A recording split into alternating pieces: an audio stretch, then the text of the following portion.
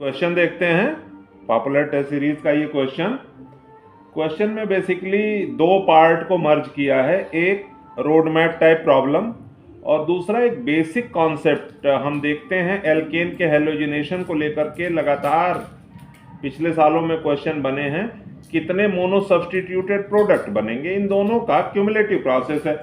दिया हुआ है C6H13Br NaCN से रिएक्ट कर रहा है, ए मेजर प्रोडक्ट बन रहा है। हम इसके मॉलिकुलर फार्मूले को देख के समझ गए कि ये RX टाइप है, Db निकाल लिया, 0 आया, ये RX है, हेलो डेरिवेटिव है।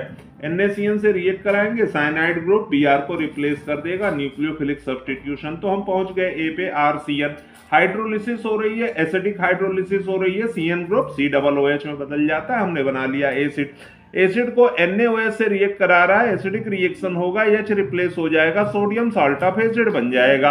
अब इस सोडियम सॉल्ट ऑफ एसिड को सोडा लाइम से हम रिएक्ट कराएंगे, डीकार्बोक्सिलेशन होगा, एल्केन बन जाएगा। फाइनली क्वेश्चन में भी कह रहा है कि हमको एक कंपाउंड मिल रहा है C6H14, आप जनरल फार्मूले Db से मैच कर लो, ये एल्केन है, हेक्सेन है। ये यहां तक पार्ट एक पूरा हुआ। दूसरा पार्ट कह रहा है कि इसका मोनो हेलोजिनेशन करा रहे हैं तो 5 आइसोमेरिक फॉर्म बन रहे हैं। अब आप हेक्सेन को डिफरेंट स्ट्रक्चरल फॉर्म में लिख सकते हैं, जैसे हमने लिखा N हेक्सेन। अब N हेक्सेन में अगर आप मोनो सब्सटीट्यूशन कराएंगे तो देखो आप यहां लगा 1 2 3, लेकिन फिर ये सेम रिपीट कर जाएगा, तो ये आंसर नहीं हो सकता। सेकंड को आप ट्राई करो, देखो यहां लगाओगे, एक आइसोमर बना, यहां लगाओगे, दूसरा बना, तीसरा बना, चौथा बना, पांचवा बना, तो ये हमारा करेक्ट आंसर हो जाएगा। हिट एंड ट्रायल में आप बाकी सबको भी ट्राई कर सकते थे। प्रैक्टिस रहे अगर आपको, एल्केन में याद रखना है C4 पे 2 आइसोमर बनते हैं, C5 पर 3 बनते हैं, C6 पर 5 बनते हैं, C7 पर 9 बनते हैं।